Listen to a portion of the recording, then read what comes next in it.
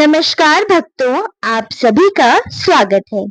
आप सभी को पापांकुशा एकादशी की ढेर सारी शुभकामनाएं। क्या आप जानते हैं कि पापांकुशा एकादशी व्रत का महत्व इतना महान है कि इसके पालन से अनेक जन्मों के पाप दूर हो जाते हैं और भक्त को मोक्ष की प्राप्ति होती है।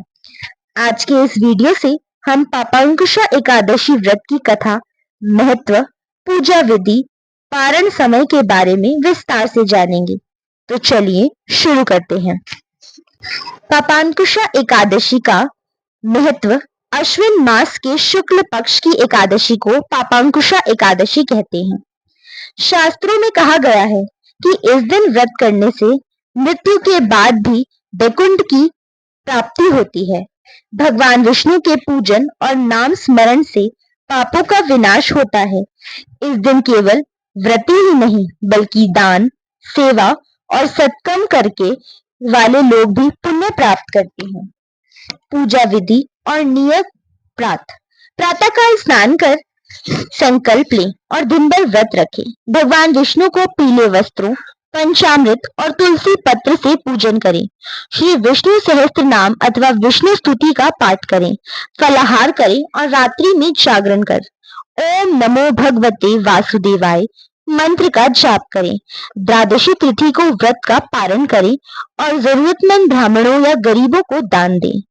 व्रत करने का लाभ: पुराने पापों का नाश और आत्मिक शुद्धि, स्वस्थ समृद्धि और घर में सौभाग्य की प्राप्ति, मृत्यु उपरांत भगवान विष्णु के धाम में स्थान। पापांकुशा एकादशी व्रत कथा। प्राचीन काल में महाराज युधिष्ठिर ने भगवान श्री कृष्ण से एक प्रश्न पूछा। हे मधुसूदन, कृपया मुझे अश्विन मास के शुक्ल पक्ष की एकादशी का नाम, उसका महत्व और उसकी कथा बताइए जिससे लोगों का कल्याण हो। भगवान श्री कृष्ण बोले, हे धर्मराज, अश्विन मास की शुक्ल पक्ष की एकादशी पापांकुशा एकादशी कहलाती है। जो मनुष्य श्रद्धा पूर्वक इस व्रत को करता है उसे अनंत पुण्य की प्राप्ति होती है। यह व्रत मनुष्य की मृत्यु के बाद विष्णु लोक की प्राप्ति कराता है और सारे पापों का विनाश करता है। इस कथा का संबंध एक महान शिकारी से जुड़ा हुआ है।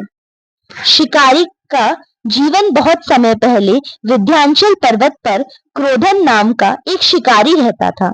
वह दिन रात हिंसक पशुओं का शिकार करता और मांसाहार, चोरी तथा अन्य पाप कर्मों में लिप्त रहता। उसके जीवन में धर्म, ईमानदारी और दया का कोई स्थान नहीं था। परंतु उसकी आयु के अंत समय में मृत्यु का भय उसे सताने लगा। उसे समझ में आने लगा कि उसके पाप इतने बढ़ चुके हैं कि मृत्यु उपरांत उसे नरक की यातना निश्चित मिलेगी। महात्मा का उपदेश जब उसके जीवन के अंतिम दिन आ पहुंचा, तब उसकी मुलाकात एक महात्मा से हुई। महात्मा ने उसे कहा, हे क्रोधन, अब भी समय है। यदि तुम वास्तव में अपने पापों से मुक्ति चाहते हो तो आगामी पापांकुशा एकादशी का व्रत श्रद्धा से करो। इस व्रत के पुण्य से तुम्हारे जन्म जन्मांतर के पाप नष्ट हो जाएंगे और मृत्यु के बाद तुम्हें नरक नहीं बल्कि स्वर्ग लोक की प्राप्ति होगी। भगवान विष्णु की भक्ति से ही आत्मा का उद्धार संभव है।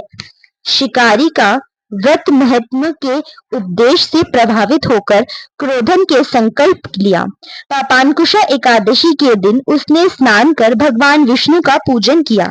दिन भर व्रत रखा और रात्रि को जागरण करते हुए श्री हरि का नाम स्मरण किया। उसने भोजन नहीं किया और यथासंभव पुण्य कर्म किए।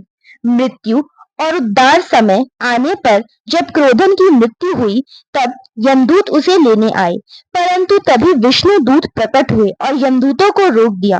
विष्णु दूत बोले, यह भक्त पापांकुशा एकादशी का व्रत कर चुका है और इसके सारे पाप नष्ट हो चुके हैं।